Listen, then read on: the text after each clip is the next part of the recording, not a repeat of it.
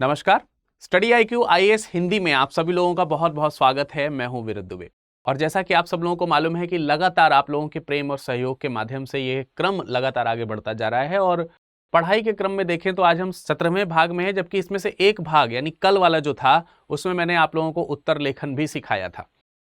उम्मीद करते हैं कि वो उत्तर लेखन का भाग आप लोगों को अच्छी तरह से समझ में आया होगा। किसी को कहीं डाउट है तो आप उसी में ही कमेंट सेक्शन में जाके कमेंट कर सकते हैं या फिर किसी दूसरी जगह पर भी।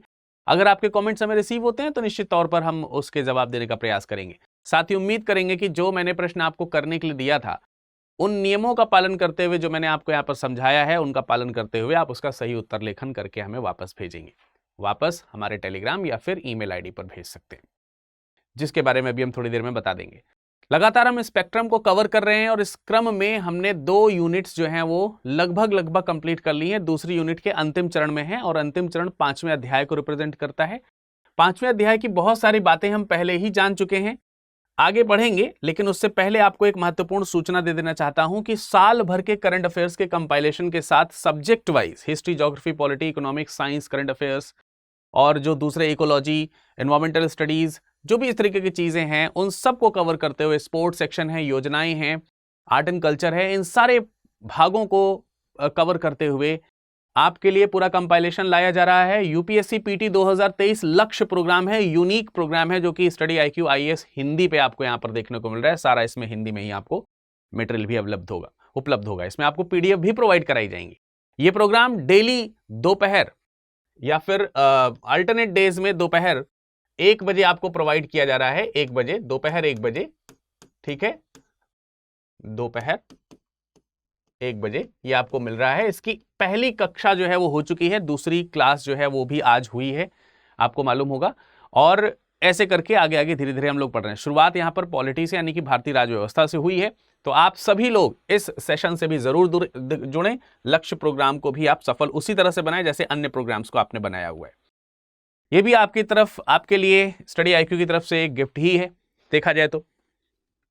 आगे हम देखेंगे तो इकाई 1 और इकाई 2, ये 2 चैप्टर्स थे जिसको हमने लगातार पूरा किया है। यूरोपियों के आगमन में हम लोग हैं और इस समय ब्रिटिश सुदृढ़ीकरण की तरफ हम लोग बढ़ चुके हैं। कैसे ब्रिटिशर्स भारत में आए, ये सब चीजें हमने जान लिया, लेकिन अब वो कैसे अपने आप को मजबूत कर रहे हैं उनके ऊपर हम लोग चर्चा लगातार कर रहे हैं। इस लेक्चर की PDF आपको यहां से मिल सकती है। अगर आप इसे स्कैन करेंगे तो हमारे टेलीग्राम ग्रुप से जरूर जुड़ जाएंगे। बहुत सारे PDFs हमको वहां पर टेलीग्राम में मिलते रहते हैं। बाकी आप हमसे सोशल मीडिया पर भी अपने विचारों को व्यक्त कर सकते हैं, ठीक है। और ये है हमारा ईमेल आईडी। अगर आप मेंस आंसर राइटिंग लिख करके भेजना चाहते हैं तो virad.dube@studiiq.com यहां पर भेज सकते हो आप हमें। इकाई 2 में लेसन नंबर 5 में है, जिसमें हम ब्रिटिश शक्ति के विस्तार के बारे में जान रहे हैं। ब्रिटिश शक्ति के विस्तार वाले हिस्से में अब हम हैं। इसके काफी कुछ चीजें हम लोग पहले पढ़ चुके हैं, जैसे मैसूर में शक्ति का उदय किस प्रकार से हुआ था और कैसे आंग्ल मैसूर युद्ध हुए, मराठों का उदय कैसे उदय हुआ, और आंग्ल मराठा युद्ध तक हम लोग पढ़ चुके थे। उसी तरह हमने बंगाल को भी पढ़ा था, लेकिन बंगाल को बंगाल के उदय के बाद हमने छोड़ दिया था।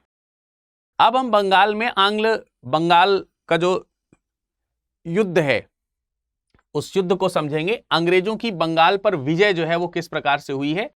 इसमें आज के चैप्टर में हम बेसिकली प्लासी के युद्ध के बारे में जान रहे होंगे और प्लासी का युद्ध किस प्रकार से, किस तरह से प्लासी के युद्ध की पृष्ठभूमि तैयार हुई, किस तरीके से प्लासी का युद्ध हुआ, उसके क्या परिणाम हुए, तक हम सारी चर्चा यहां पर करेंगे।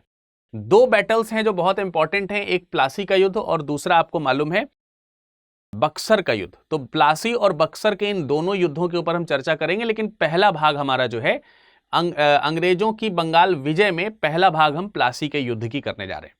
इससे पहले कि हम प्लासी के युद्ध की बात करें, निश्चित तौर पर आपको यह ध्यान रखना होगा कि जिस समय ब्रिटिश विजय बंगाल पर हो रही है, उस ब्रिटिश विजय से पहले बंगाल की स्थिति क्या थी, यानी उससे पहले बंगाल कैसा था और क्यों बंगाल की स्थिति को देखते हुए ब्रिटिशर्स को यह लगा कि ये वहां पर जीत हासिल कर सकते हैं। चलिए अब इनके बारे में जानते हैं। लेकिन कल जो मैंने प्रश्न आप लोगों से पूछा है उसका उत्तर मुझे चाहिए। इसका उत्तर आप लिख करके मुझे भेज सकते हैं। वैसे तो मैंने जो कल चीजें बताई थी उसमें बहुत सारी व्याख्या करके दी थी, आपको बहुत सारे पॉइंट्स मैंने आपको बताए थे। ऐसा नहीं, कुछ बच्चों का कहना हुआ कि सर ये तो 200-250 शब्दों से बहुत ज्यादा चला गया है। तो मैंने जो आपको उत्तर लेखन करके दिया था वो उत्तर लेखन तमाम सारे बिंदुओं को लेकर के दिया था। आप उसमें से कुछ बिंदु स्किप करेंगे। मैंने वो सारे डायमेंशंस कवर करने के प्रयास किए थे। अब सारे डायमेंशंस तो आपको लिखने नहीं है, अपनी रुचि के अनुसार उसके डायमेंशंस आपको वहां पर मेंशन करने हैं, तो आप उनको ध्यान में रखते हुए उस उत्तर का पुनः लेखन करके मुझे भेज सकते हैं। कोशिश करिए 250 शब्दों के आसपास इसका समावेशन आप करें और इसका भी उत्तर लिख करके हमें भेजें। इसका उत्तर लिख करके आप हमें कहां भेज सकते हैं? 2 मैंने आपको बताया, टेलीग्राम पे अगर भेजना है, टेलीग्राम पे अगर आप भेजना चाहते हैं तो आप भेज सकते हैं VIRADDUBEY01, ठीक है, ये हमारा टेलीग्राम है। और ईमेल पे अब अगर आप भेजना चाहते हैं तो आप हमें VIRAD.DUBEY@studiiq.com यहां पर भेज सकते हैं, क्योंकि कई सारे लोग टेलीग्राम नहीं चलाते हैं, तो अपने आप ईमेल आईडी पर मुझे भेज सकते हो, ठीक है। चलिए बंगाल विजय के बारे में पढ़ेंगे, लेकिन उससे पहले बंगाल के ऊपर थोड़ी सी नजर डाल लेते हैं। और ये वो हिस्सा है जो आप बंगाल की तरफ देख रहे हैं, ये वाला हिस्सा। और इसमें जो लाइनिंग तिरछी तिरछी देख रही है, ब्रिटिश टेरिटरीज आपको देखने को मिल रही है। ब्रिटिश टेरिटरीज 1765 के आसपास, और उसके बाद 1805 में ये वाली टेरिटरीज भी इसमें ऐड हो गई हैं, ये बताने का प्रयास किया गया। बहरहाल हम 1757 तक चलने का प्रयास करेंगे, 1757 तक चलने का प्रयास करेंगे। और 1765 से 64, 1757 से 64 तक की सारी चीजें पढ़नी होंगी।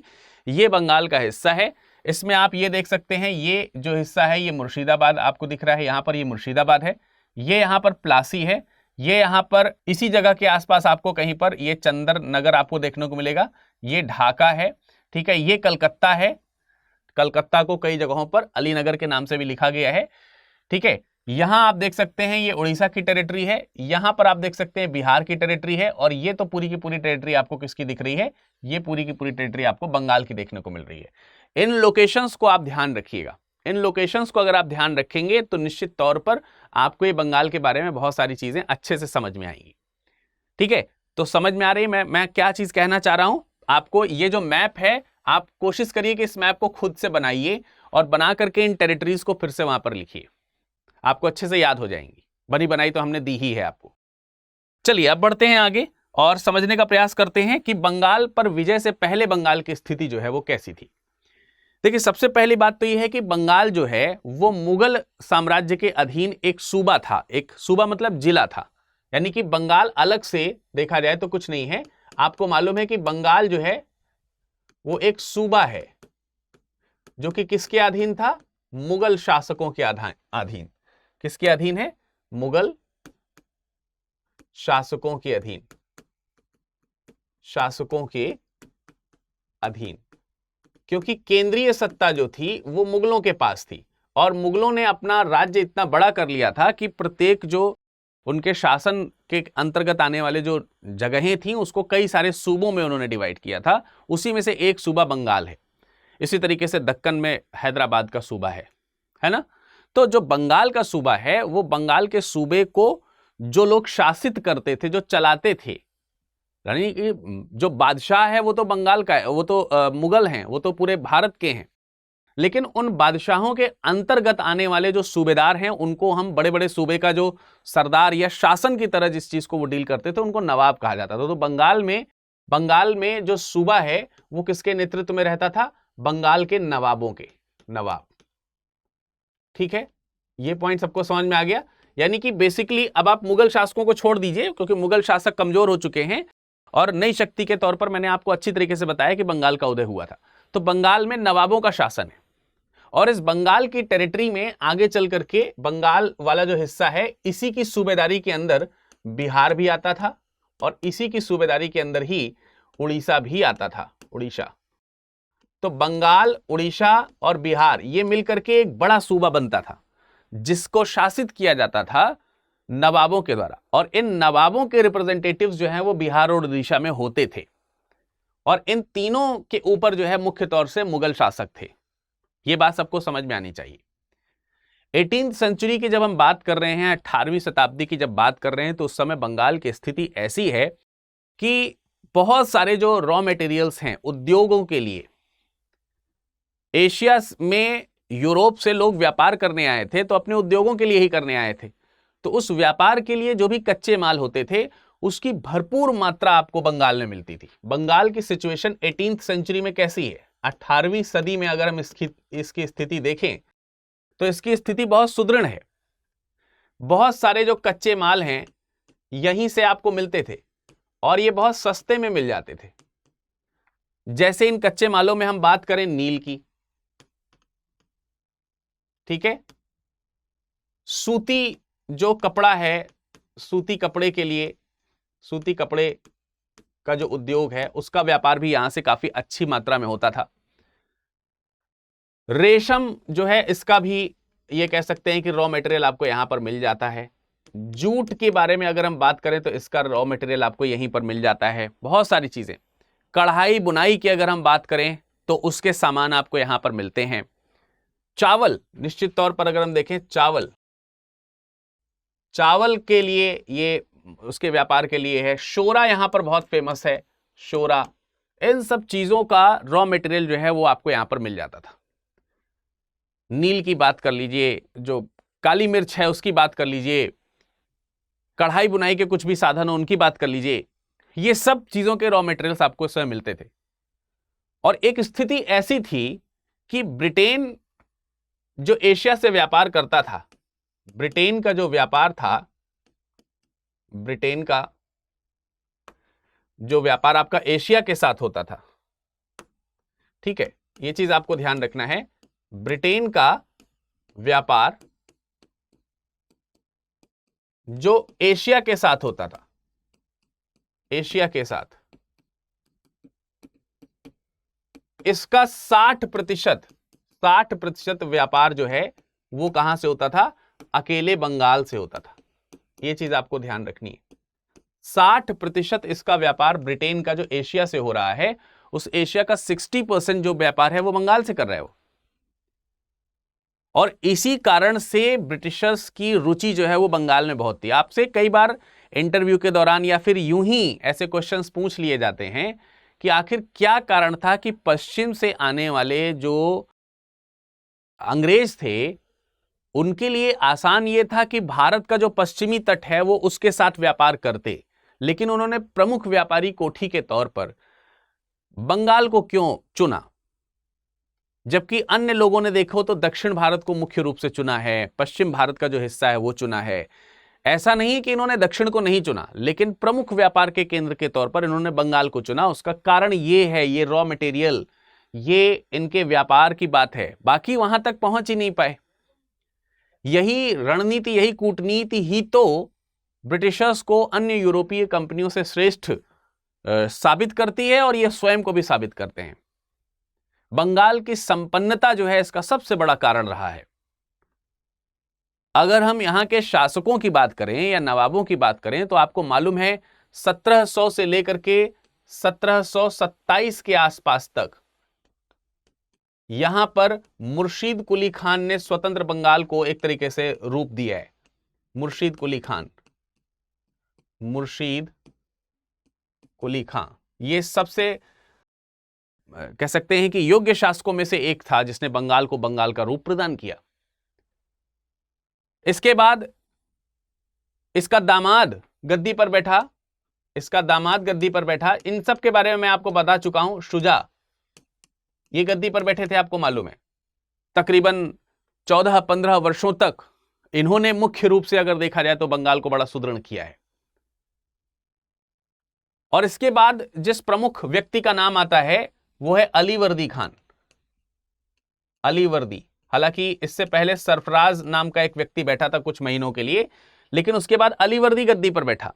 और इस अलीवर्दी ने भी तकरीबन 1756 तक, 1756 तक अगर देखें तो बंगाल को काफी सुदृढ़ बनाया है। वो भी उन परिस्थितियों में जिन परिस्थितियों में इनको दक्षिण से मराठों के साथ संघर्ष भी बहुत करना पड़ता था। तो ये जो तीनों शासक हैं ये बहुत ही सामर्थ्यवान थे और बहुत ही संबल थे, और इन्होंने ही बंगाल को अगर देखा जाए तो एक अद्वितीय रूप से सार्थक बनाया था, योग्य बनाया था। सर्वाधिक जो संपन्न जो बंगाल है वो इन्हीं के समय में संपन्नता बंगाल की आपको देखने को मिलती है। और यही वो समय है जिस समय बंगाल की तरफ भारत में ये जो ब्रिटिशर्स हैं वो आकर्षित हो रहे हैं। तो एक तो ये कारण है।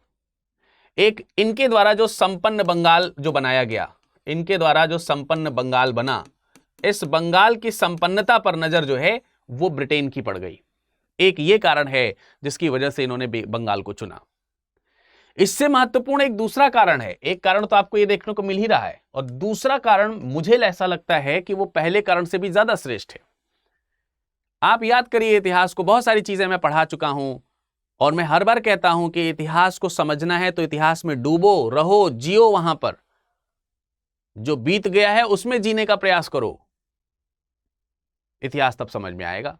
तो अन्य कारणों में महत्वपूर्ण बात जो है वो क्या है कि जहां बंगाल की हम संपन्नता की बात करें तो उसकी तुलना में जो शेष भारत है वो उसमें क्या हो रहा है, बंगाल को छोड़िए अन्य भारत के हिस्सों में क्या हो रहा है। सीमावर्ती जो प्रांत हैं, सीमावर्ती जो प्रांत हैं वो क्या कर रहे हैं, वो झगड़े में व्यस्त हैं। सीमावर्ती प्रांत, यहां पर संघर्ष हो रहे हैं, झगड़े हो रहे हैं। शेष भारत की बात कर रहा हूं, बंगाल में भी ऐसी स्थिति नहीं आई है मुख्य तौर पर देखा जाए। इसके बाद यह स्थिति आनी तेजी से शुरू हो जाएगी अलीवर्दी खान के बाद, लेकिन इससे पहले सीमावर्ती जो राज्य हैं वो संघर्षों में रत हैं, युद्धों में रत हैं। ये कैसे विकास करेंगे? मराठा आक्रमणों का, मराठा जो आक्रमण है वो लगातार सीमावर्ती राज्यों पर और अन्य आसपास के राज्यों पर हो रहे हैं। मराठा साम्राज्य बढ़ रहा है। उत्तर भारत की अगर हम बात करें तो उत्तर भारत में अगर हम देखें तो विदेशी आक्रांता हैं, विदेशी आक्रांता। अब ये जो विदेशी आक्रांता हैं इसमें आपको नाम याद होगा, नादिर शाह का आक्रमण हो रहा है, अहमद शाह का आक्रमण हो रहा है, और इन सब ने उत्तर भारत को पूरी तरीके से, इन विदेशी आक्रांताओं ने कहीं ना कहीं उत्तर भारत को तहस नहस करके रख दिया है। मराठों ने दक्षिण पश्चिम का जो भारत है और वहां की जो चीजें हैं उनके ऊपर पूरा कब्जा करना शुरू कर दिया, तो वहां ब्रिटिश जो है अपनी ताकत को नहीं इन्वॉल्व कर सकते हैं। दक्षिण भारत में देखा जाए तो बड़ी बड़ी शक्तियां आपस में लड़ रही हैं, और इसके अलावा दूसरी यूरोपीय शक्तियों का भी वहां पर बहुत ज्यादा प्रभाव है। और इन सब की तुलना में ये बंगाल जो है, ये संपन्न बंगाल जो है, इन सब की तुलना में बिल्कुल शांत है। यहां कुछ इस तरीके की चीजें नहीं है। अभी यहां पर मराठों का प्रभाव बहुत तेजी से नहीं आया है, थोड़ा बहुत प्रभाव आपको अलीवर्दी खान के समय में देखने को मिलता है, लेकिन अलीवर्दी खान जो है बड़ी ही होशियारी के साथ में मराठों के साथ में संधि कर लेता है। उड़ीसा की थोड़ी दीवानी देनी पड़ती है, वो एक अलग बात है, खर्चा पानी देना पड़ता है, वो एक अलग बात है, लेकिन शांतिपूर्वक चीजें हल हो जाती हैं। 15 वर्षों तक वो लड़ता जरूर है। तो इस तरीके की अशांति हमको वहां पर विशेष तौर पर देखने को नहीं मिल रही है। विदेशी व्यापार में बंगाल की स्थिति कुछ इस तरीके से है कि तकरीबन 1756 तक, इनके समय के अंत तक, 1756 के लास्ट तक की अगर हम बात करें तो निर्यात जो है, बंगाल से जो निर्यात हो रहा है, उस निर्यात से बंगाल को 6.5 करोड़ रुपए का लाभ हो रहा है। 1705 से अगर हम 1756 तक के समय की बात करें तकरीबन, तो बंगाल से जो निर्यात हो रहा है, बंगाल से जो निर्यात है, निर्यात से होने वाला लाभ, होने वाला जो लाभ है, अगर हम इस लाभ की बात करें तो तकरीबन 6.5 करोड़ रुपए, 6.5 करोड़ रुपए बहुत है उस समय के हिसाब से। इतनी की कीमत का चांदी जो है वो प्राप्त किया है बंगाल ने, इतना चांदी मिला है।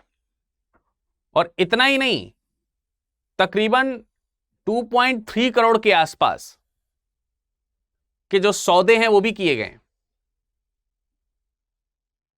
व्यापारिक सौदे जो हैं वो किए गए। तो काफी मजबूत है बंगाल उस समय। आबादी की अगर हम बात कर लें तो जहां कलकत्ता की आबादी की अगर हम बात करें, जो तकरीबन शुरुआत में 15,000 के आसपास थी, वो 1750 के आसपास अगर हम देखें तो 1750 के आसपास तक के लगभग केवल कलकत्ता की आबादी की बात की जाए, कलकत्ता की आबादी की बात की जाए तो ये 1 लाख के आसपास पहुंच गई थी 15,000 से। तो ये कैसे पहुंच रही थी? वहां पे लोग व्यापार के लिए इकट्ठा हो रहे थे। ढाका, मुर्शिदाबाद, ये काफी डेंस जगहें हो गई थी व्यापार के दृष्टिकोण से अगर देखा जाए। लेकिन इतनी संपन्नता के बावजूद भी अंततः 1756 में बंगाल की स्थिति इतने चमकदार, शक्तिशाली, संपन्न साम्राज्य की अगर हम अंतर्व्यथा की बात करें तो वो अंदर से खोखली हो चुकी थी या हो रही थी, बाहर से चमकदार थी। इतिहासकार कहते हैं ये एक मिट्टी के टीले की तरह हो गई थी, जो एक मजबूत टीला दिख तो रहा था लेकिन इसकी दीवारें मिट्टी की बनी हुई थी, जो किसी भी तूफान में कभी भी ढह सकती थी, कभी भी। और ऐसा ही हुआ। बंगाल की दशा को सबसे ज्यादा जिसने नाजुक किया, सबसे ज्यादा जिसने खराब किया, वो था बंगाल में व्यापार हेतु अंग्रेजों को मिला विशेषाधिकार। यही सबसे ज्यादा कह सकते हैं कि इसी ने पूरी बिल्डिंग को सबसे ज्यादा खराब किया, और इसी विशेषाधिकार ने आगे चल करके एक महत्वपूर्ण भूमिका निभाई, जो प्लासी के युद्ध की परिणति को या उसके जो पृष्ठभूमि है उसको तैयार करती है। और यहां यह ध्यान रखने की जरूरत है कि केवल यही एक कारण नहीं था। 1717 में फर्रुखशियर ने फरमान जारी किया था, उसी की मैं बात कर रहा हूं, वही विशेषाधिकार की बात कर रहा हूं। तो यह अकेला इकलौता कारण नहीं है बंगाल को बर्बाद करने का, दूसरे कारण भी हैं। और जो दूसरे कारण हैं उनको समझने के लिए हमें जानना होगा अंग्रेज और 1756 में नवाब सिराजुद्दौला जो गद्दी पर बैठा था, सिराज उद्दौला, ये जो गद्दी पर बैठा था, इनके संबंध कैसे थे? नवाब सिराजुद्दौला और अंग्रेजों के संबंध, अंग्रेज सिराजुद्दौला संबंध, आप इसको इस तरीके से लिख सकते हैं। अगर आप इसे समझ पाएंगे तो आप समझेंगे कि बंगाल की नाजुक स्थिति कैसे हो गई थी। 1740 में जो अयोग्य शासक था सरफराज, उसे हटा करके अलीवर्दी जो है वो बंगाल का शासक बना था। लेकिन मैंने बताया आपको कि तकरीबन 15 वर्षों तक वो मराठों से युद्ध में ही फंसे रहे, और अंत में रघुजी भोसले के साथ उन्होंने संधि कर ली थी 1751 में। 12 लाख रुपए वार्षिक का जो चौथ वसूलने का जो अधिकार है और उड़ीसा का जो सूबा है वो दे दिया गया था रघुजी को। ये वही अलीवर्दी खान हैं जिन्होंने यूरोपियंस को मधुमक्खी कहा है। खैर, 1756 में 1756 में अलीवर्दी की मृत्यु हुई। अलीवर्दी खां युद्ध में बहुत ज्यादा घायल हो गए थे, बाद में उसी कारण इनको बहुत सारे रोग लग गए, मैंने बताया आपको, और उसी रोग के कारण इनकी जो है वो डेथ हो गई थी। तो अलीवर्दी खां की 1756 में क्या हुई? मृत्यु हुई। हालांकि अलीवर्दी अपनी मृत्यु से पहले सिराजुद्दौला को अपना उत्तराधिकारी बोल करके गया था, और उत्तराधिकार देने से पहले कुछ बातें इसने सिराजुद्दौला को समझाई थी। लेकिन आखिर सिराजुद्दौला और अलीवर्दी खान के बीच में संबंध कैसा है? तो संबंध ऐसा है कि अलीवर्दी खान जो हैं ये नाना हैं, नाना। इसका मतलब सिराजुद्दौला जो है ये नाती हैं अलीवर्दी खान के। तो सिराजुद्दौला यानी अपने नाती को अलीवर्दी खान ने अपना उत्तराधिकारी क्यों घोषित किया? और जब घोषित किया तो क्या सबने उसे एक्सेप्ट कर लिया? तो ऐसा नहीं था। इसकी मृत्यु के बाद में उत्तराधिकार को लेकर के असंतोष पैदा हुआ। उत्तराधिकार हेतु असंतोष हुआ, और ये जो असंतोष है, इस असंतोष की भेंट जो है वो अलीवर्दी का उत्तराधिकारी सिराजुद्दौला पड़ गया या चढ़ गया। कैसे भेंट चढ़ गया? सिराजुद्दौला जो है, अलीवर्दी खान जो है, इसको कोई बेटा नहीं था। अगर बेटा होता तो स्वाभाविक है कि वही उत्तराधिकारी बनता, लेकिन क्योंकि इसका कोई बेटा नहीं था तो इसका जो उत्तराधिकारी बना वो इसका नाती बना।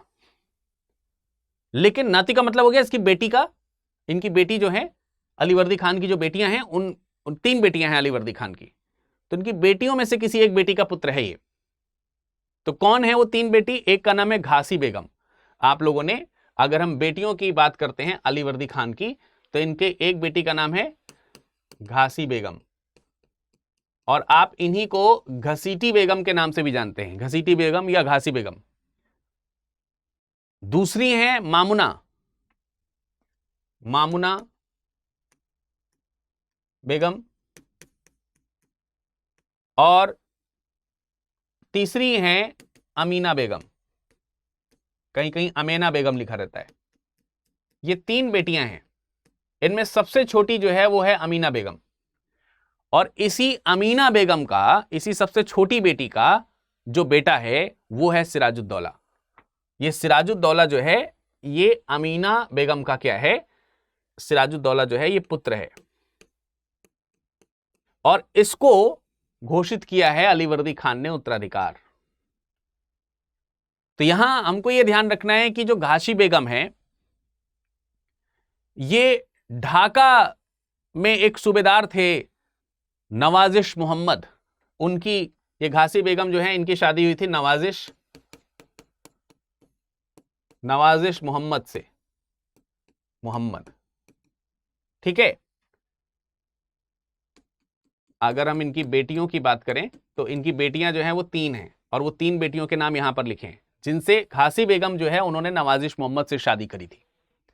बाद में नवाजिश मोहम्मद की डेथ हो गई, तो ये जो घासी बेगम है ये नवाजिश मोहम्मद की विधवा है, और ये ढाका के सूबेदार थे। ये कहां के सूबेदार थे? ढाका के सूबेदार थे नवाजिश मोहम्मद। दूसरे नंबर पर आपको यहां पर मामुना बेगम देखने को मिलती हैं, और इनका जो बेटा है वो है शौकत जंग, और ये मामुना बेगम जो है, इनका जो बेटा है, इस बेटे का नाम है शौकत जंग। और ये जो शौकत जंग है ये पूर्णिया या कहीं कहीं पूर्णिया लिखा रहता है, ऐसे पूर्णिया, यहां का सूबेदार था। यहां का ये क्या है? सूबेदार है। और अमीना बेगम से तो मैंने आपको बताया कि जो बेटा है वो सिराजुद्दौला है। तो घसियारी बेगम जो है या घासी बेगम जो है, नवाजिश मोहम्मद की जब डेथ हो गई तो उसके बाद घासी बेगम जो है वो शौकत जंग को बनाना चाहती थी यहां बंगाल का नवाब, लेकिन बना कौन? सिराजुद्दौला। और यहां एक चीज और भी ध्यान रखने की जरूरत है कि जब सिराजुद्दौला गद्दी पर बैठा तो इस तरीके से हम देखेंगे कि घासी बेगम जो है वो उसकी विरोधी हो गए। अब अगर यहां पर हम सिराज के विरोधियों के नाम लिखें, सिराज के जो विरोधी हैं अगर हम उनके नाम लिखें, सिराज के विरोधी, तो कौन कौन से नाम आप यहां से लिख सकोगे? एक नाम तो आप यहां से घसीटी बेगम या घासी बेगम का नाम लिख ही दो, ठीक है। स्वाभाविक सी बात है कि अगर वो शौकत जंग को गद्दी देना चाह रही थी तो शौकत जंग भी विरोधी ही हुआ, तो शौकत जंग जो है ये भी विरोधी हुआ। एक और विरोधी का नाम यहां पर आपको लिखना चाहिए, जो कि एक हिंदू है जिसका नाम है राजवल्लभ। इसका नाम क्या है? राजवल्लभ। अब राजवल्लभ जो है ये हिंदू हैं, और ये एक तरीके से अगर देखा जाए तो दीवान है। दीवान कहां के दीवान थे? जहां घासी बेगम थी। घासी बेगम कहां की है? ढाका की। मैंने आपको बताया ढाका, ढाका बताया था ना, ये ढाका के नवाब थे। नवाब का मतलब वही वहां के सूबेदार थे। तो ढाका के दीवान थे। तो इनके ही साथ मिलकर के षड्यंत्र भी रचा गया था। इसके अलावा इसी राजवल्लभ का बेटा था जिसका नाम था कृष्ण वल्लभ। कृष्ण वल्लभ तो ये भी विरोधी हो गया। स्वाभाविक सी बात है कि पिता विरोधी थे। तो ये तो आपको ध्यान रखना, सिराज के ये विरोधी थे। और जब ये गद्दी पर बैठेंगे तो उस समय ये जो कॉन्स्पिरेसी कर रहे होंगे, जो षड्यंत्र कर रहे होंगे, उन षड्यंत्रों से इसे निपटना है। और क्योंकि इस नवाब के खिलाफ षड्यंत्र कर रहे हैं ये सारे लोग, तो अंग्रेज किसका साथ देंगे? स्थिति स्पष्ट हो रही है ना। अंग्रेज कभी भी उसका साथ नहीं देंगे जो राज्य को मजबूत कर रहा हो। हमेशा उसका साथ देंगे जो राज्य को नाजुक स्थिति की तरफ ले जा रहा हो। लेकिन अभी वास्तविक रूप में देखा जाए तो अंग्रेज और सिराज जो है, इनके बीच में कोई कारण नहीं दिख रहा होगा आपको कि क्यों अंग्रेज सिराजुद्दौला से खराब संबंध करते हैं। वे चाहते तो सिराजुद्दौला को भी साथ दे सकते थे और इन विरोधियों को हटा करके इसी से ही अपना काम करवाते, जो आगे उन्होंने मीर जाफर और मीर कासिम से करवाया। भाई वो काम तो सिराजुद्दौला से भी करवा सकते थे। लेकिन सिराजुद्दौला और अंग्रेज में 36 का आंकड़ा हो गया था। क्यों हो गया था? और फिर ये सारे लोग इतने ज्यादा विरोधी क्यों थे? उसके कुछ कारण हमको समझने होंगे। सबसे पहले ये कारण समझते हैं कि ये लोग विरोधी क्यों थे, फिर हम समझेंगे कि सिराजुद्दौला का विरोधी अंग्रेज क्यों हो गए थे। उनके बारे में हम चर्चा करेंगे। तो यहां पर मैंने आपको बताया कि जो घसीटी बेगम है, घसीटी बेगम या घासी बेगम जिनको आप कह रहे हैं, इनके पति का नाम मैंने आपको यहां पर बताया था अभी थोड़ी देर पहले, नवाजिश मोहम्मद, और इनकी डेथ हो गई थी।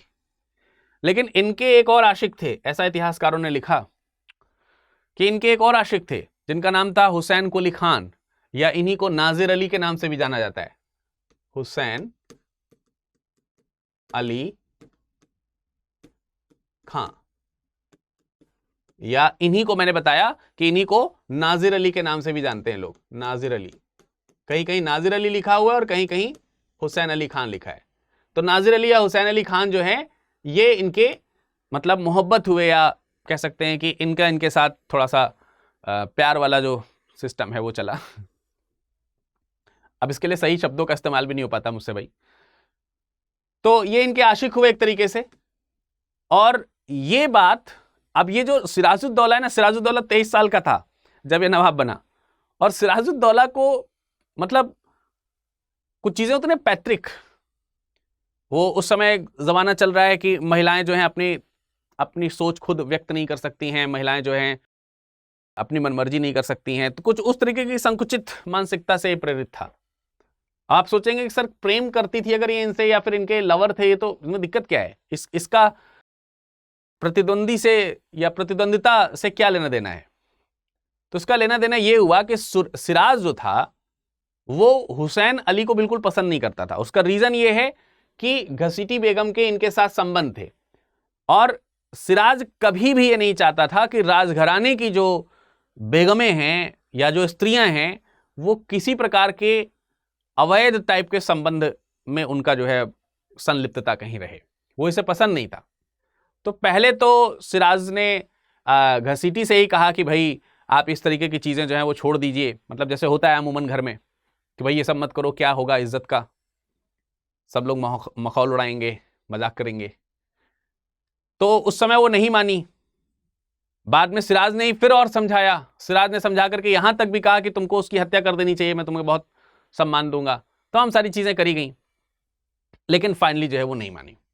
तो सिराज ने गुस्से में आकर के हुसैन अली खान की जो है सरेआम हत्या करवा दी।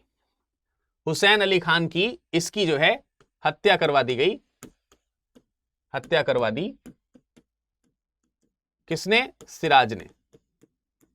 और इस तरीके से सिराज डायरेक्टली अगर देखा जाए, एक तो घसीटी नहीं चाहती थी कि ये नवाब बने, ऊपर से नवाब बन के अब ये इनको सजेशन दे रहा है कि किससे संबंध रखो किससे ना रखो, ऊपर से इनके जो प्रेम है उनको मार भी डाला।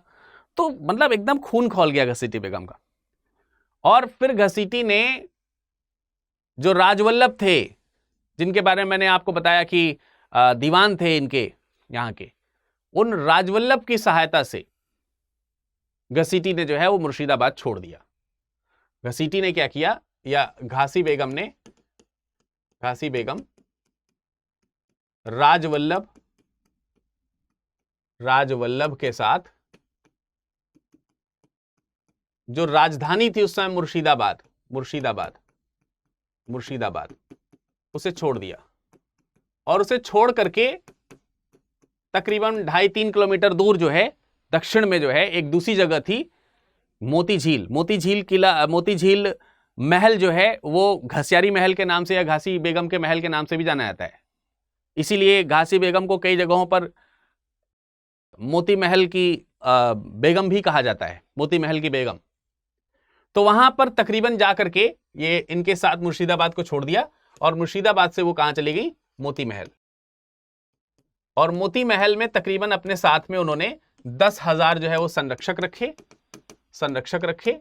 और इनके साथ में ये वो राजवल्लभ थे ही, और जो दूसरे भी साथी थे वो सब जो हैं वो इसको सबक सिखाने के लिए, किसको, ये सिराज को, इसको सबक सिखाने का प्लानिंग करने लगे, षड्यंत्र करने लगे। और इसी षड्यंत्र में इन्होंने अंग्रेजों की सहायता ली। ये अंग्रेजों की तरफ गए, अंग्रेजों की सहायता लेने गए। बाद में सिराज जो है वो घसीटी बेगम को किसी तरीके से महल लाने में सफल हो गया। घासी बेगम जो है उनको महल वापस लाया गया, महल वापस लेकर के आया। कौन लेकर के आया, वही सिराज लेकर के आया।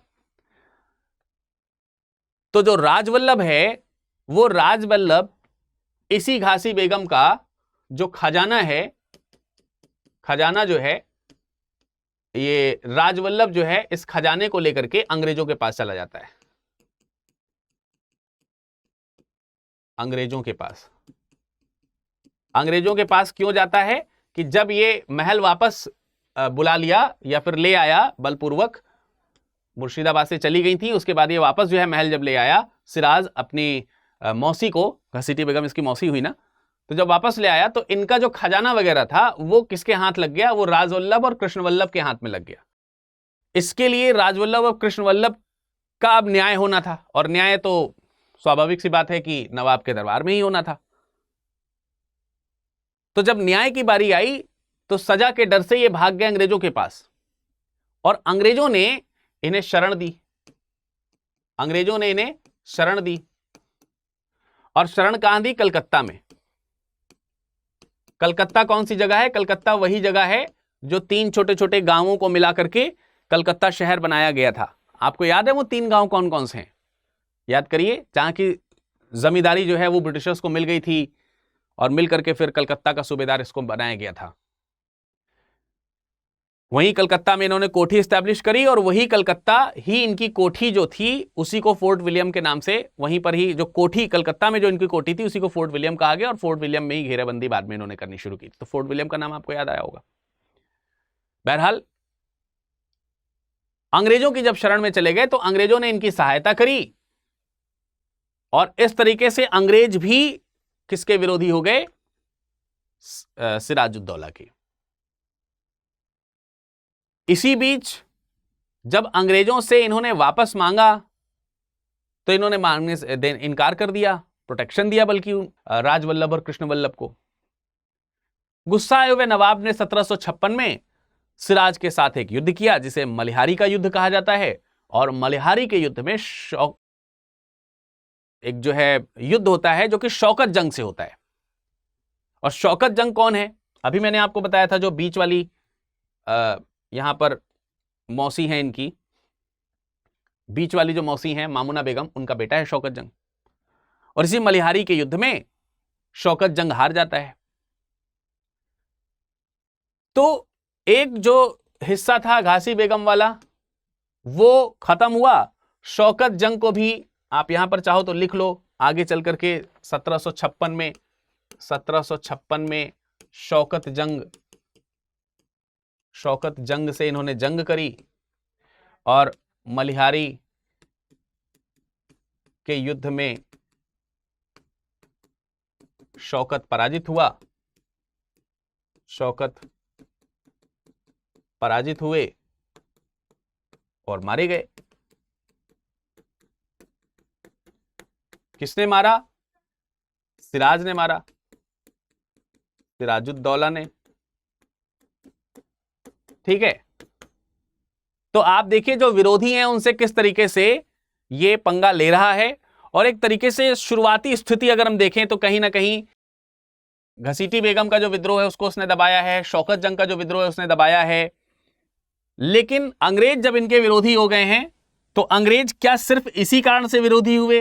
नासिर जंग के खिलाफ अंग्रेजों ने नासिर जंग के विरोधियों को शरण दे दी थी, इसीलिए विरोधी हुआ क्या?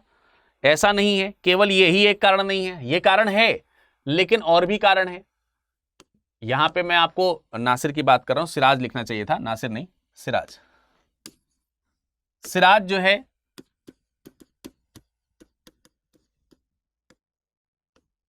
और जो अंग्रेज हैं उनके विरोध का कारण क्या था? विरोध का कारण क्या था? अगर इन कारणों की व्याख्या करें तो एक एक कारण हमको समझना पड़ेगा। इसके पीछे 4 कारण है और कारण नंबर 1 को जरा समझिए। तो इसमें आप लिख सकते हैं, मतलब इसको आप ऐसे भी लिख सकते हैं, सिराज अंग्रेज संघर्ष के कारण क्या थे। तो सबसे पहले कारण में तो इनके नाना का नाम लिख लीजिए, और नाना कौन थे? अलीवर्दी खान।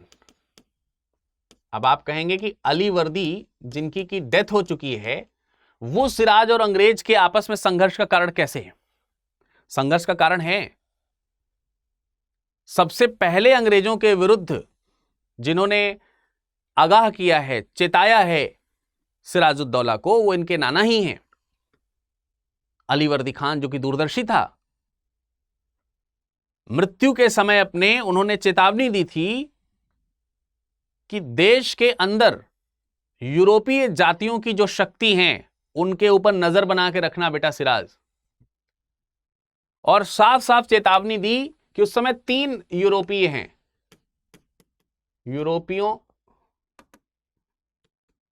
यूरोपियों के खिलाफ सचेत रहिए, सचेत रहने का सुझाव दिया था। किसने दिया था? सबसे पहले इनके नाना ने ही दिया था, मृत्युशैया के समय में ही।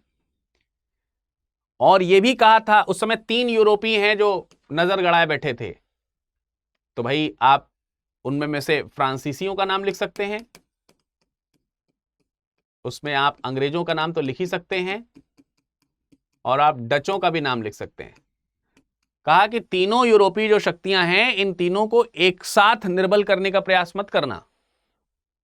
यूरोपीय जातियों के प्रति सतर्क रहो, दृष्टि रखो इनके ऊपर, लेकिन एक साथ इनको निर्बल मत करो। और फिर वही बात है, ये यूरोपीय जो हैं ये मधुमक्खी की तरह हैं, इनसे ठीक संबंध बना के रखोगे, पाल के रखोगे इनको, तो ये तुम्हें शहद देते रहेंगे, लेकिन खोदने का प्रयास करोगे तो ये काट काट के तुम्हें मार डालेंगे। तो इनको खोदो नहीं, इनके साथ कूटनीतिक चाल चलो। और सबसे पहले जिस पे नियंत्रण करना है तुम्हें, नाना ने बताया कि अंग्रेजों की शक्ति इस समय बढ़ रही है, सबसे पहले जिसके ऊपर तुम्हें कंट्रोल करना है इनके ऊपर, इनसे युद्ध नहीं करो, कंट्रोल करो इनको। और सबसे पहले जिन्हें तुम्हें कंट्रोल करना है वो है अंग्रेज। सबसे पहले जिनके ऊपर कंट्रोल करना है वो कौन है? अंग्रेज हैं, इनके ऊपर कंट्रोल करो। क्यों? क्योंकि इनको किलेबंदी करने से रोकना है आपको। किलेबंदी, फोर्टिफिकेशन जो कर रहे हैं, ये किलेबंदी जो कर रहे हैं, ठीक है, इनको फौज रखने की अनुमति ना दो, फौज की अनुमति ना दो, ये सारी सलाह दी थी। किलेबंदी करने की अनुमति नहीं देना है तुमको इसको। और स्वाभाविक सी बात है कि वो अपने नाना को की बातों को वो मानता है, और नाना के खिलाफ अगर कोई काम करता है तो उसका खून खोलता है। कोई एक फिल्म थी या कोई वेब सीरीज थी जिसमें जो विलन हैं, उनके नाना को अगर कोई कुछ कह देता तो बड़े गुस्सा आ जाते थे, याद है? वो पूरा नहीं देखा है मैंने, लेकिन कुछ क्लिपिंग्स देखी हैं कि शायद वेब सीरीज है, तो उसमें नाना को जो है कोई गाली देता है और नाना के पक्ष वालों को कोई गाली देता है और फिर वो उसको ठाई ठाई ठाई कर देते। खैर ये तो एक दूसरी बात है। तो ये भी अपने नाना से बहुत प्रेरित है और नाना के खिलाफ अगर कोई काम करेगा, नाना के सजेशंस के खिलाफ अगर कोई कार्य करेगा, ब्रिटिशर्स होंगे तो उनको जो है फिर भुगतना पड़ेगा, फल भुगतना पड़ेगा। एक कारण ये है, अगर इनको कंट्रोल में नहीं लिया तो देश तुम्हारे हाथ से निकल जाएगा। भाई इसको कंट्रोल करना है तुम्हें। एक कारण समझ में आ गया, नाना है, नाना के सजेशंस। दूसरा कारण जो है अंग्रेजों और ब्रिटिशर्स के बीच में संबंध खराब होने का, वो है राजवल्लभ और कृष्णवल्लभ। राजवल्लभ और कृष्णवल्लभ, कृष्णवल्लभ राजवल्लभ का बेटा है। इन दोनों को शरण दी है, मैंने बताया, कलकत्ता में। कलकत्ता में किसने दी है? अंग्रेजों ने। अंग्रेजों ने शरण दी है तो अंग्रेज यहां से सीधे दुश्मन हो गए, और जब राजवल्लभ कृष्णवल्लभ को मांगा वापस तो इनकार कर दिया। और इतना ही नहीं, अगला कारण यह भी है कि एक तो इनको शरण दी, दूसरा जो दूसरा विरोधी है इनका, शौकत जंग, शौकत जंग, शौकत जंग को भड़काया है किसने? अंग्रेजों ने। अंग्रेजों ने किसके खिलाफ? सिराज के खिलाफ। सिराज के खिलाफ, क्योंकि मौका तो था ही, क्योंकि इनको जो है गद्दी नहीं मिली थी, तो और भड़काया, और भड़काया तो ये जाकर के युद्ध लड़े और हार गए, मारे भी गए। तो एक ये रीजन है। तीसरा रीजन जो अंग्रेजों के खिलाफ है वो है जो 1717 में जो फरमान जारी हुआ था, फरमान फर्रुखशियर का, फर्रुखशियर का जो फरमान जारी हुआ था, जिसमें जो ये ब्रिटिशर्स हैं उनको फरमान के अकॉर्डिंग अगर देखा जाए तो ये कहा गया कि भाई जो दस्तक है उसका आप उपयोग कर सकते थे। तो फरमान का दुरुपयोग किया है। फरमान का क्या किया है अंग्रेजों ने? दुरुपयोग, दुरुपयोग। और दुरुपयोग करके जो दस्तक जारी करने का अधिकार है वो भारतीय व्यापारियों को भी दे दिया है। भारतीय व्यापारियों को दस्तक दिया। अब दस्तक भारतीय व्यापारियों को देने से क्या हुआ कि उनको भी चुंगी में छूट मिल गई। चुंगी में उनको भी क्या मिल गई? चुंगी में छूट। और जब चुंगी में छूट हो गई तो चुंगी ही राजस्व में, खजाने में पैसा लाने का, राजस्व लाने का स्रोत था। और उस चुंगी में जब लोकल ट्रेडर्स को भी छूट मिल गई तो वहां से भी खजाने में पैसा नहीं आया। ब्रिटिशर्स को तो चुंगी में छूट थी ही, वो नहीं देते थे, तो जो खजाना था वो आर्थिक रूप से कमजोर होने लगा था और सिराजुद्दौला इसका दंड देना चाहते थे। और चौथा कारण जो था वो था फोर्ट विलियम कॉलेज, माफ कीजिएगा, फोर्ट विलियम, अभी कॉलेज नहीं है, ये किला है। इसकी किलाबंदी जो है वो करनी शुरू करी थी। व्यापारिक कोठी थी ये, व्यापारिक कोठी थी जिसकी किलेबंदी जो है वो करनी शुरू कर दी थी। और सिराज की अनुमति के बिना, हालांकि दूसरी जगह अगर हम देखें तो फ्रांसीसी भी थे जो किलेबंदी कर रहे थे, फ्रांसीसी भी किलेबंदी कर रहे थे। तो जो आपने चंद्रनगर का नाम सुना होगा या चंद्रनगर का नाम सुना होगा, तो वहां पर ये फोर्टिफिकेशन कर रहे थे। लेकिन ये जो फोर्टिफिकेशन कर रहे थे वो इनके कंपटीशन में कर रहे थे कि भाई तुम कर रहे हो तो हम भी करेंगे, क्योंकि इनका आपस में भी झगड़ा चल रहा था, मैंने बताया था आपको। तो सिराज ने इनको फरमान जारी करके कहा कि दोनों लोग, अंग्रेज और फ्रांसीसी दोनों लोग, अपना फोर्टिफिकेशन बंद करो। तो फ्रांसीसी मान गए, लेकिन इन्होंने नजरअंदाज कर दिया। इन्होंने नजरअंदाज इसलिए किया कि दक्षिण में अभी अभी जो हैदराबाद और कर्नाटक में जो आपस में युद्ध चल रहे थे उसमें भी फ्रांसीसी और ब्रिटिशर्स आमने सामने थे, उसमें अंग्रेजों को सफलता मिली थी। तो ये उससे एकदम उन्माद में थे, माने ही नहीं नवाब की बात, नजरअंदाज कर दिया। अब नवाब के बाद बुरा लग गया, नवाब हम हैं और हमारी ही नहीं चल रही है, हमारे ही राज्य में मनमानी चल रही है। युवा था ही, 23 साल का यंग था, ये उठा लिया कदम। और कदम उठा करके सबसे पहले जो फोर्ट विलियम है, जो व्यापारिक कोठी थी, वहां का गवर्नर था रॉजर ट्रेक या ड्रेक, उससे इन्होंने युद्ध किया। और इस समय युद्ध ही एकमात्र जो है वो विकल्प रह गया। तो फोर्ट विलियम में उस समय फोर्ट विलियम जो है, फोर्ट विलियम जो कि ब्रिटिश व्यापारिक कोठी है, ब्रिटिश व्यापारिक क्या है, ये कोठी है। इसका जो गवर्नर है, इसका जो गवर्नर है ड्रेक या रॉजर ड्रेक। गवर्नर कौन है? Roger Drake. ये गवर्नर रॉजर ड्रेक जो है, ये इनसे जो है युद्ध होगा। किसका युद्ध होगा? सिराजुद्दौला का होगा। इनको आड़े हाथ लेंगे। क्यों? क्योंकि भाई अब इज्जत का सवाल है ना। फरमान दिया है कि फोर्टिफिकेशन ना करो, करते चले जा रहे हो। तो सिराजुद्दौला ने विवश होकर के अंग्रेजों को सबक सिखाने के पर्पज से 4 जून 1756 को, 4 जून 1756 को सिराजुद्दौला ने आक्रमण जो है वो कर दिया। और सबसे पहला आक्रमण किया कासिम बाजार पे। कासिम बाजार जो था, ये अंग्रेजों की व्यापार का सबसे बड़ा केंद्र था बंगाल में। तो सबसे पहले तो कासिम बाजार पे इन्होंने कब्जा कर लिया, हमला किया और कब्जा कर लिया। और यहां पर अंग्रेजों ने आत्मसमर्पण कर दिया। अंग्रेजों ने आत्मसमर्पण किया। अंग्रेज यहां पर हारे। इसके बाद यहीं तक बात नहीं रुकी। 16 जून 1756 को, 16 जून 1756 को सिराजुद्दौला और आगे बढ़ा और सिराजुद्दौला ने कलकत्ता पे हमला कर दिया, कलकत्ता पे आक्रमण कर दिया। कहां पर? कलकत्ता। और जब कलकत्ता पर आक्रमण किया, पहले कासिम बाजार को तहस नहस कर दिया, मतलब इस पे कंट्रोलिंग ब्रिटिशर्स की थी तो कंट्रोलिंग ले ली। और अब कलकत्ता की ओर जब आगे बढ़ा तो मैंने आपको बताया कि कलकत्ता में जो फोर्ट विलियम है उसका गवर्नर जो है वो रॉजर ड्रेक है। रॉजर ड्रेक इतनी बड़ी सेना को देख करके वहां से भाग निकला। ड्रेक और उसका सेनापति था मिंचन। ड्रेक और सेनापति थे मिंचन। मिंचन ये भाग गए और भाग गए और भाग करके इन्होंने फुल्टा द्वीप में शरण लिया। फुल्टा द्वीप भाग गए और कहां पर?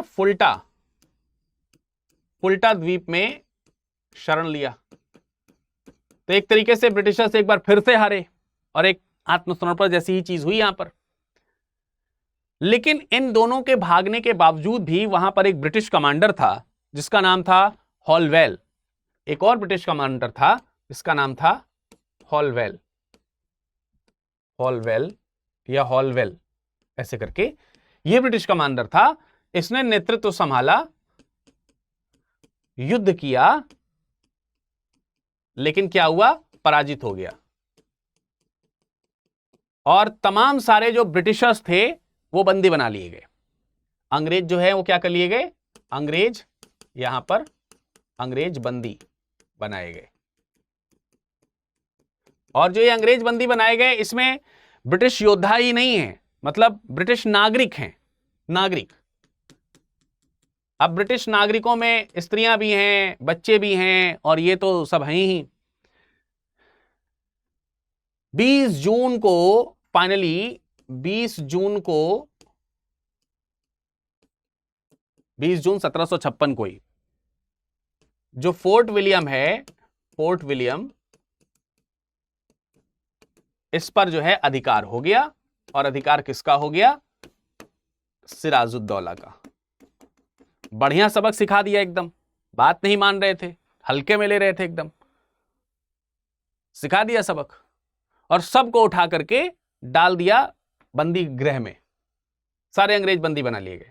और जो कलकत्ता है, कलकत्ता, इसका नाम बदल करके, नाम बदला और नाम बदल करके इसी का नाम रख दिया गया अलीनगर। इसी का नाम क्या रखा? अलीनगर। तो ये अलीनगर कलकत्ता ही रहा। लेकिन यहां पे जो ये घटना देख रहे हैं ना आप, अंग्रेज जो बंदी बनाए गए, इस घटना से एक घटना आपको याद रखनी है जिसे काल कोठरी की घटना कहते हैं। क्या कहते हैं? काल कोठरी की घटना। काल कोठरी की घटना, जिसे आप अंग्रेजी में ब्लैक होल कहते हैं। Black hole. ब्लैक होल घटना जो है यही है, जब सिराज ने उन बंदियों को बंदी बना लिया, उन अंग्रेजों को जब बंदी बना लिया तो एक कमरे में जो है कैद कर लिया। तो वही जो हॉलवेक है ना, हॉलवेल जो है, उसी ने एक किताब लिखी है alive to wonder. Alive to wonder, ये हॉलवेल की बुक है। हॉलवेल की बुक है। और ये हॉलवेल जो है जीवित बच गया था। जीवित बचने का अर्थ यहां पर यह है कि ये जो लोग जो बंदी बनाए गए, इनकी संख्या इसी अलाइव टू वंडर बुक में इनकी जो संख्या बताई गई है, संख्या बताई गई है 146। इसने कहा कि 146 लोग बंदी बनाए गए और बंदी बना के कमरे में रखे गए, जिस कमरे का साइज उतना नहीं था जिसमें 146 लोग आ सकते थे। तो कितना था साइज इसका? इसमें बताया है 18 फीट बाई 14 फीट 10 इंच। इस माप का एक कमरा था जिसमें 146 लोग भर दिए गए 20 जून 1756 की रात को। 20 जून 1756 की पूरी रात जो थी वो इन लोगों ने यहां पर बिताई। पर क्योंकि इतने लोगों की वहां पर आने की जगह नहीं थी, तो एक दूसरे को के ऊपर लोग गिर गए होंगे और दब गए होंगे, दम घुट गया, गर्मी की उमस भरी जो कह सकते हैं गर्मी का वो दिन रात, उसमें जो है बहुत सारे लोग, बहुत ब्रिटिशर्स जो है वो मर गए। इसने लिखा कि तकरीबन 123 लोग जो है, 123 लोग दम घुटने की वजह से मारे गए। केवल 23 जिंदा बचे। 23 जिंदा बचे। और ये जो 23 जिंदा बचे, उन 23 में से एक नाम जो है यहां पर हॉलवेल का है। और इसी हॉलवेल ने वो कहानी जो है वो लिखी। अलाइव टू वंडर नहीं, अलाइव द वंडर है, अलाइव द वंडर में। ठीक है, अलाइव द वंडर। ठीक है, इसमें ये जो बुक है इसमें लिखा है इसने इस कहानी के बारे में। खैर, ब्लैक होल की बात तो ये हो गई। अब ये जो ब्लैक होल की जो घटना हुई, इसमें इससे पहले जो कलकत्ता और कासिम बाजार में जो हार हुई, ये लोग फुल्टा द्वीप भाग गए, ये सारी खबर जो है बाद में मद्रास में जो इनका प्रेसिडेंसी था वहां पर खबर पहुंची। और मद्रास में एडमिरल वॉटसन और कर्नल क्लाइव जो है वो बड़ी फौज लेकर के मद्रास से बंगाल की तरफ चला। और 2 जून 1757 को कलकत्ता पे जाकर के उसने अपना अधिकार कर लिया। और इस तरीके से इस युद्ध में सिराजुद्दौला की जो है वो हार हमको देखने को मिलती है। आगे चल करके सिराजुद्दौला इस बात पे विवश हुआ कि उसे ब्रिटिशर्स से संधि करनी पड़ी। और 9 फरवरी 1757 को उसने अलीनगर की संधि करी। तो अब हमारे लिए इंपॉर्टेंट हो जाती है अलीनगर की संधि। इंपॉर्टेंट क्या हो जाती है? अलीनगर संधि। अलीनगर संधि के लिए हमको ध्यान रखना है, सबसे पहले तो यहां पर सहायता आ रही है, मद्रास से सहायता प्राप्त हुई। मद्रास से सैन्य सहायता प्राप्त हुई अंग्रेजों को, जो कि एक तो जो एडमिरल वॉटसन है, एडमिरल वॉटसन, इसके नेतृत्व में सेना आई। और दूसरा जो है जो कर्नल क्लाइव है, ये दोनों लोग एकदम बंगाल पहुंच गए। और बंगाल पहुंच करके इन्होंने सबसे पहले जिस चीज पर अधिकार किया वो था आपका कलकत्ता। 2 जनवरी को जो है वो कलकत्ता पे अधिकार हो गया। 2 जनवरी 1757 को कलकत्ता पे इन्होंने क्या कर लिया, कलकत्ता पर अधिकार। अब बहुत बड़ी सेना लेकर के आए थे, अब यहां पे कलकत्ता पे फिर से अधिकार कर लिया। वही कलकत्ता जिसे अलीनगर नाम दे दिया है पहले जीत करके सिराजुद्दौला ने।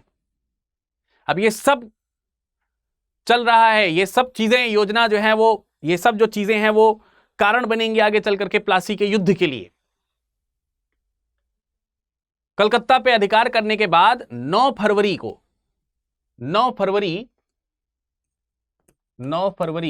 1757 को सिराज संधि के लिए तैयार हुआ, संधि के लिए विवश हुआ। अब जो ये संधि के लिए विवश हुआ है वो संधि कौन सी है, वो संधि ही अलीनगर संधि है। तो अलीनगर संधि में क्या क्या चीजें हुई, क्या क्या शर्तें रखी गई। अगर हम अलीनगर संधि की शर्तों की बात करें तो संधि की पहली शर्त जो है हमें ध्यान रखनी, सबसे पहले, मतलब एक एक करके सारी शर्तों के ऊपर चर्चा करेंगे। सबसे पहले शर्त जो आई वो ये कहा गया कि जितना भी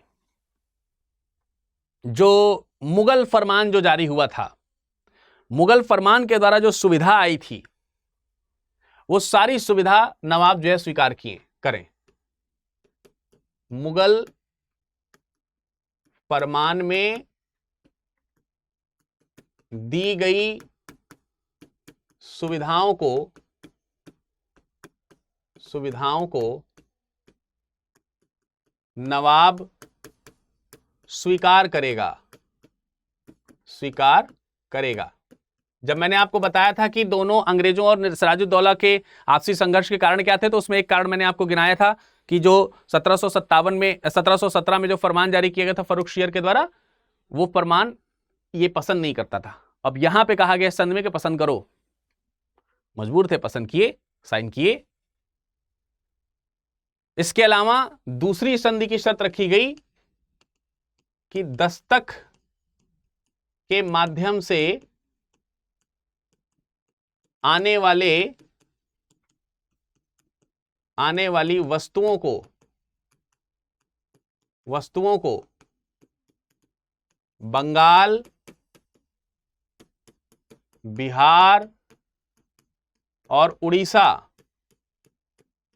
बंगाल, बिहार और उड़ीसा, यहां पर कोई कर नहीं देना होगा, कोई चुंगी नहीं देनी होगी, कोई चुंगी नहीं, आप हमसे कोई चुंगी नहीं लेंगे। इन जगहों से दस्तक के माध्यम से अगर कोई भी सामान आ रहा है, वस्तुएं आ रही हैं, सीमाओं पर कोई टैक्स नहीं देना पड़ेगा हमें।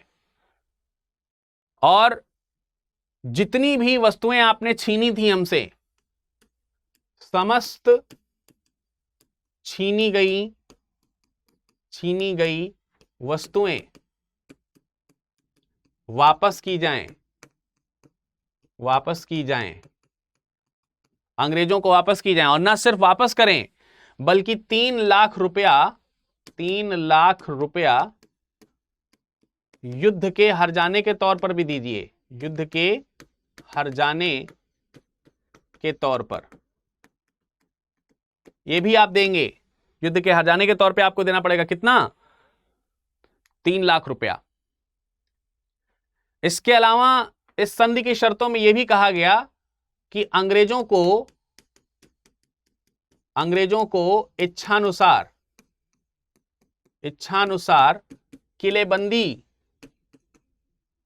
किलेबंदी करने की अनुमति दी जाएगी, अनुमति होगी, जहां चाहेंगे वहां फोर्टिफिकेशन करेंगे।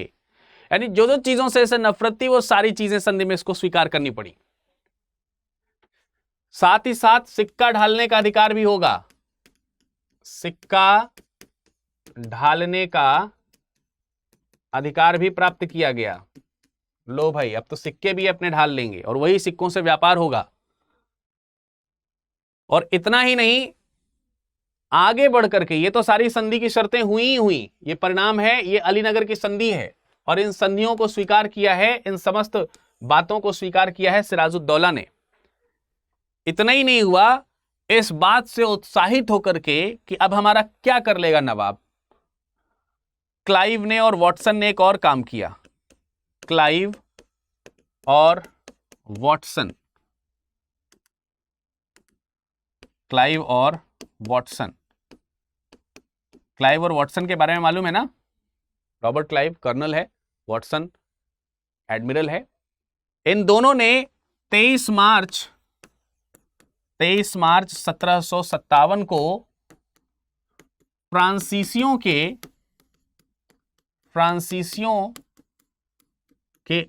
जो अड्डा है, फ्रांसीसियों के अड्डे चंद्रनगर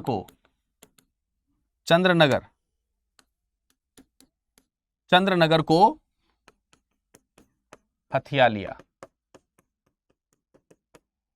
तो ये भी काम कर लिया भाई, फ्रांसीसियों से भी पंगा ले लिया, लगे हाथ, सब कुछ तो मिल गया, अब करना क्या है,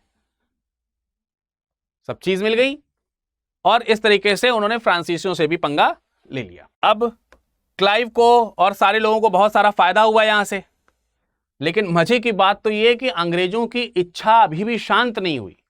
बंगाल के नवाब को कहीं ना कहीं कंट्रोल कर लिया है, संघर्ष अभी और है, नवाब से सीधा संघर्ष अभी होने वाला है। इतना सब कुछ होने के बाद भी क्लाइव को जब संतोष नहीं मिला, या उससे जब संतुष्ट नहीं हुआ, और क्यों नहीं संतुष्ट हुआ, क्योंकि रॉबर्ट क्लाइव तो एक नया ख्वाब देख रहा था, ब्रिटिश राज बंगाल पे। इसके लिए उसने जो दरबार के जो प्रमुख व्यक्ति थे उनको अपने साथ मिलाया, फूट डालना शुरू किया। विश्वासघाती पहले से ही तैयार थे, अंग्रेजों के प्रलोभन में वो आने लगे। प्रमुख विश्वासघातियों की अगर हम बात करें तो इसमें सबसे पहले नाम लिख सकते हैं आप, ये मीर जाफर जो थे ये सेनापति थे, सेनापति आगे यही भूमिका निभाएंगे प्लासी के युद्ध में। मीर जाफर, राय दुर्लभ, ये राय दुर्लभ भी जो है सेनापति हैं, सेना नायक हैं, ये भी धोखा देंगे। मानिकचंद कलकत्ता का प्रभारी था, ये मानिकचंद कलकत्ता का प्रभारी था, जो अब अंग्रेजों से मिल गया था। मानिकचंद के अलावा आप अमीचंद का नाम लिख सकते हैं, अमीचंद, ये सौदागर थे, सौदागर मतलब व्यापारी थे, बहुत बड़े धनी व्यापारी थे, बड़े धनी सौदागर थे। जगत सेठ जो थे ये उस समय के सबसे बड़े बैंकर थे, कलकत्ता के सबसे बड़े बैंकर थे। इनको भी अंग्रेजों ने अपनी तरफ मिला लिया। सब धन के लालच में चले जा रहे हैं, किसी न किसी पद के लालच में चले जा रहे हैं। और एक हैं खादिन खां। खादिन खां जो है उसके पास में नवाब की सेना का एक बहुत बड़ा हिस्सा था, ठीक है। खादिन खां नवाब की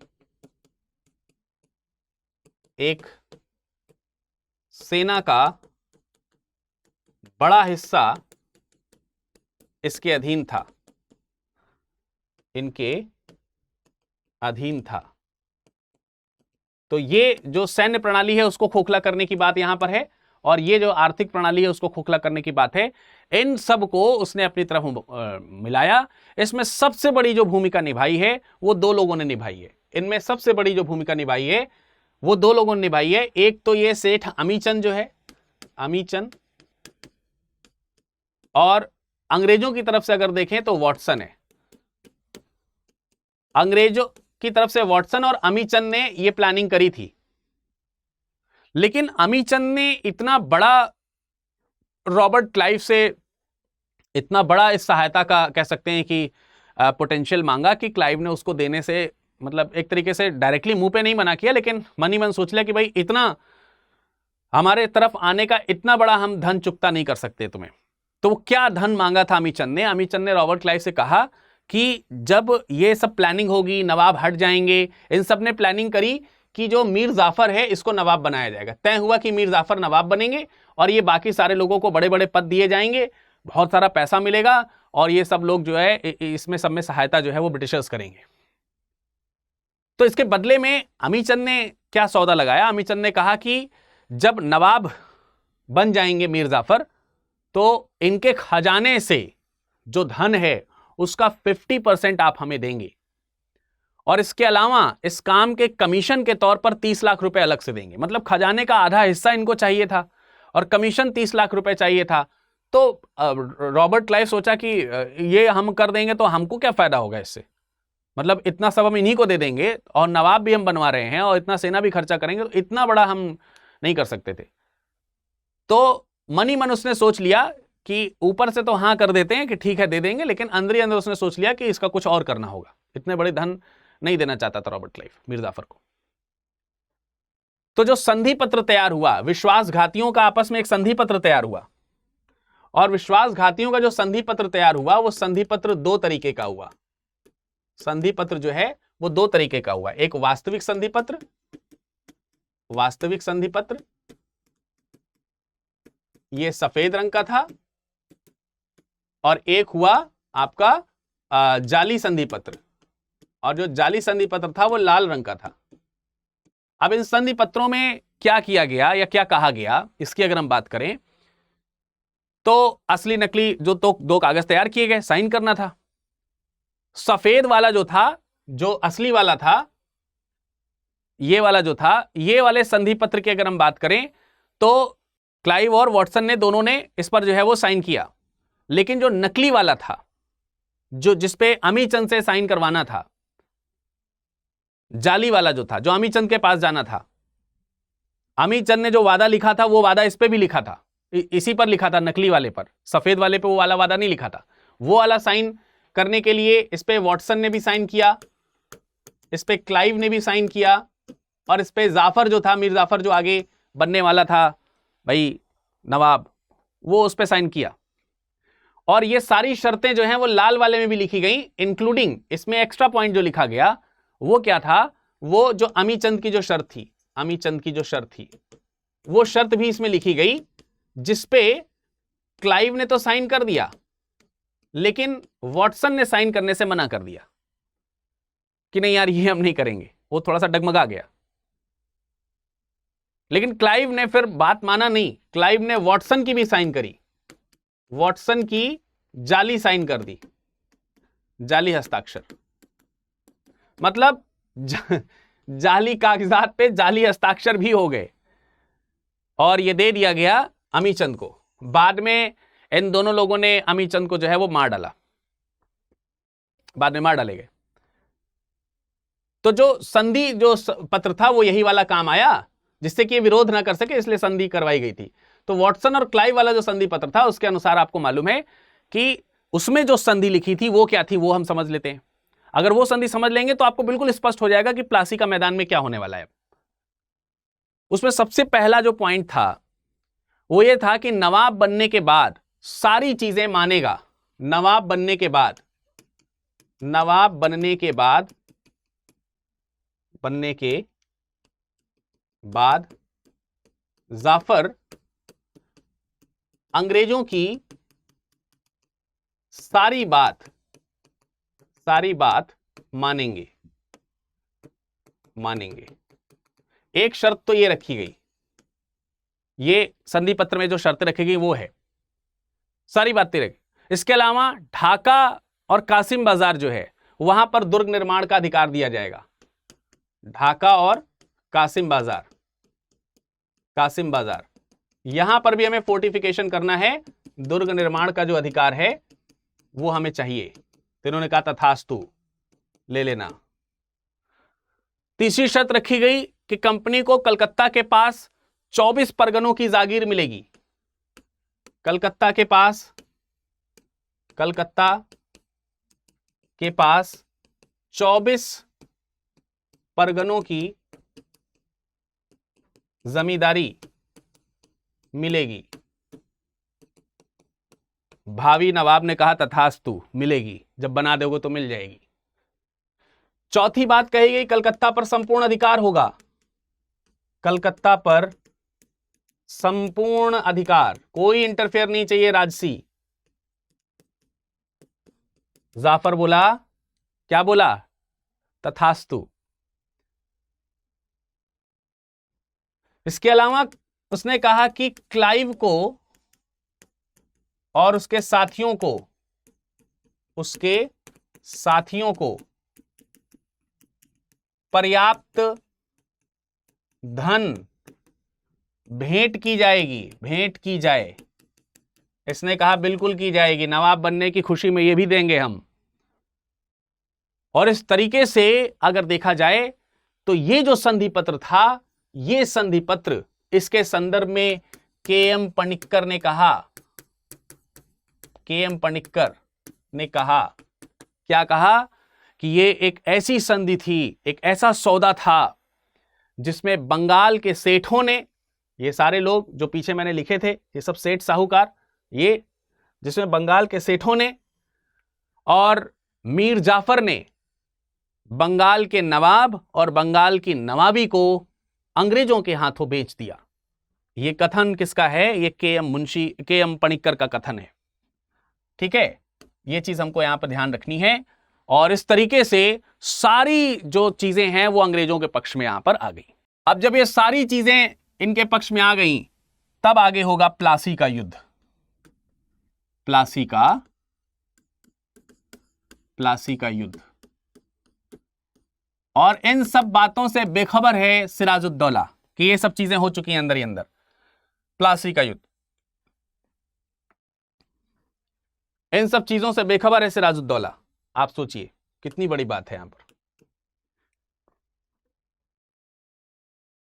आगे चल करके 23 जून 1757 को प्लासी का युद्ध हुआ। क्लाइव ने सिराजुद्दौला के ऊपर फरवरी 1757 में जो संधि हुई थी, उस संधि को तोड़ने का आरोप लगाया। सबसे पहले क्लाइव ने सिराज पर 1757 जो फरवरी में जो संधि हुई थी, 9 फरवरी को की संधि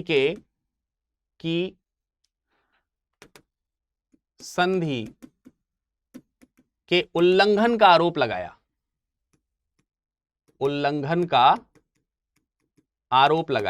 अब भाई जानबूझ करके लड़ाई लड़ दी थी ना, वो तो संधि मान करके बैठ गया था, लेकिन अब लड़े कैसे, उसको हटा करके मीर जाफर को कैसे बैठाएं, तो आरोप लगाया। और 12 जून को तकरीबन 3000 सैनिकों के साथ वो मुर्शिदाबाद की ओर चल दिया। 12 जून को 3000 सैनिकों के साथ मुर्शिदाबाद की ओर चला। मुर्शिदाबाद कौन चला? ये सब रॉबर्ट क्लाइव की बात हो रही है। 19 जून को वो कोटवा पहुंच गया। 19 जून को ये कहां पहुंचा? कोटवा। और कोटवा पर क्या कर लिया? अधिकार। वास्तविक रूप में देखें तो कोटवा जो है, जो मुर्शिदाबाद राजधानी है, इसे राजधानी का प्रवेश द्वार कहा जाता था। राजधानी का ये क्या था? एक तरीके से प्रवेश द्वार था। और उस प्रवेश द्वार पर कब्जा कर लिया अंग्रेजों ने। और जब इन सारी चीजों की खबर सिराजुद्दौला को लगी, तो एक 50,000 सैनिकों की बड़ी सेना लेकर के, 50,000 सैनिकों की बड़ी सेना के साथ सिराजुद्दौला कहां आया? गंगा नदी के किनारे एक गांव था, गंगा की सहायक नदी थी। उस नदी के किनारे एक गांव था, एक पहले जगह है जिसको आप नदिया जिला, और इसी नदिया जिला का एक गांव है जिसका नाम है प्लासी, जो कि शुरुआत में मैंने आपको दिखाया था प्लासी मैप में। प्लासी नामक जगह पर ये दोनों सेनाएं बिल्कुल आमने सामने हो गई। वहां पे आम का एक निकुंज था, बहुत बड़ा सा भाग था, बाग टाइप का था। वहीं पर ये आपस में दोनों जो है लड़े। मुर्शिदाबाद से तकरीबन 32 किलोमीटर दूर ये जगह बताई जाती है। 23 जून 1757 को दोनों सेनाएं आमने सामने हुई। 23 जून 1757 को दोनों आमने सामने हुए, और यही आमने सामने का युद्ध जो है क्या कहलाता है? प्लासी का युद्ध कहलाता है। अब प्लासी का युद्ध हुआ, 5000 की सेना के साथ में सिराजुद्दौला तैयार है, तमाम सारे इसके जो सेनापति हैं उसके ऊपर ये बिलीव कर रहा है, लेकिन इसे मालूम नहीं चलता युद्ध में क्या होने वाला है। सिराज का सेना नायक राय दुर्लभ मीर जाफर ये अपनी सेना के साथ एकदम निष्क्रिय खड़े रहे। लेकिन हां, जहां राय दुर्लभ और जहां मीर जाफर ये गद्दारी करते हैं, ये जहां गद्दारी करते हैं, वहीं दो नाम आपको और याद रखना है, मीर मदान और मोहनलाल। मीर मदान और मोहनलाल, इनके नेतृत्व में जो सेनाएं थी, ये भी सेनापति हैं कुछ दल के, इन्होंने नेतृत्व संभाला और ये शानदार तरीके से ब्रिटिशर्स से लड़ते रहे। और एक समय तो ऐसा आया कि ब्रिटिशर्स की लगभग हार तय हो गई, लेकिन उसी समय एक गोली आकर के मीर मदान को लगी और इसकी डेथ हो गई। इसके बाद अंग्रेज हावी हो गए, और इस स्थिति को देख करके कि ये डेथ हो गई इनकी, ये स्थिर खड़े हुए हैं, अंग्रेजों से हाथ मिला लिए हैं, चलते युद्ध में इस बात का पता चल रहा है, तो उसके पैर के नीचे से जैसे जमीन से निकल गई, और वो वहां से अपने तकरीबन जो है 1000, 1500, 2000 जो भी सैनिक थे उनको लेकर के वहां से भागा नवाब। लेकिन बाद में नवाब को पकड़ लिया गया, और बाद में उसे पकड़ करके मीर जाफर का जो बेटा था, मीर जाफर का बेटा है मीरान या मीरन, इस मीरन ने मोहम्मद वेग की सहायता से इसकी हत्या करा दी। मीरन ने हत्या करा दी किसकी? सिराजुद्दौला की, सिराजुद्दौला की। और इस तरीके से सिराजुद्दौला जो है वो मारा गया।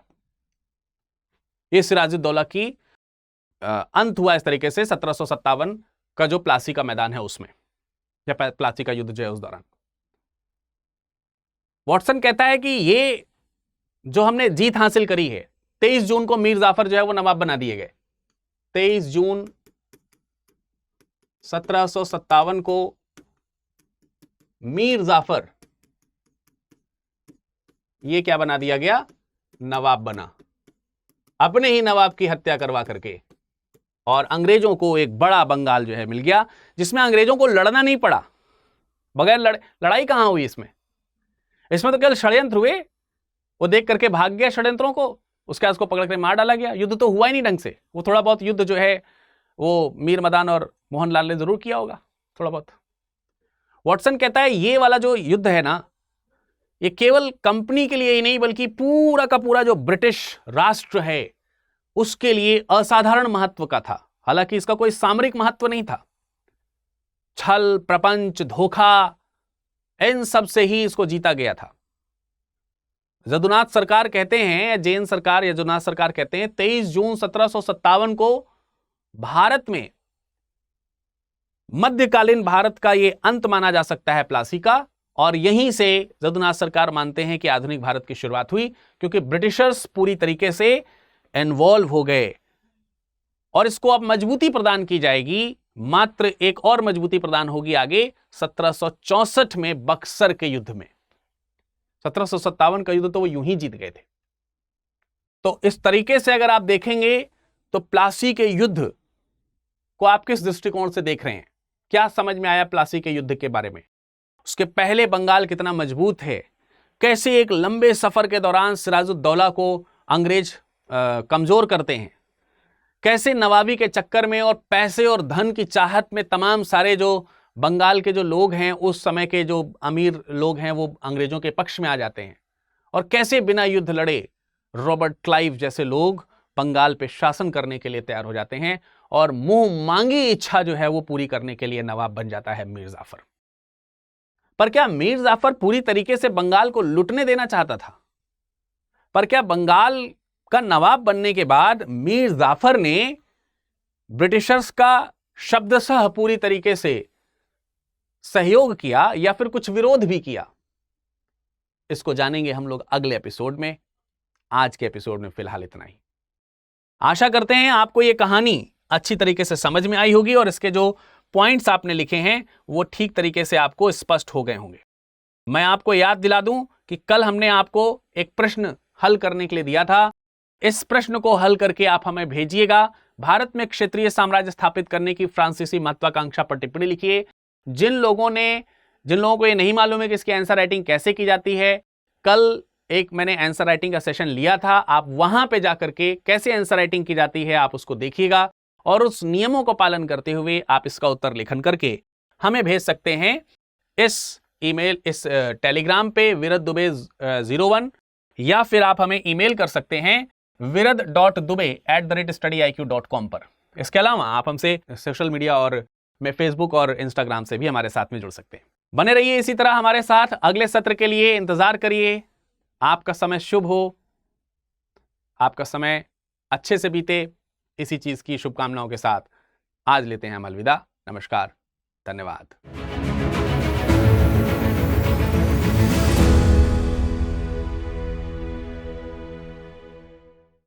हिंदी में यूपीएससी की तैयारी से संबंधित प्रोग्राम्स को देखने के लिए सब्सक्राइब करें स्टडी IQ IAS हिंदी।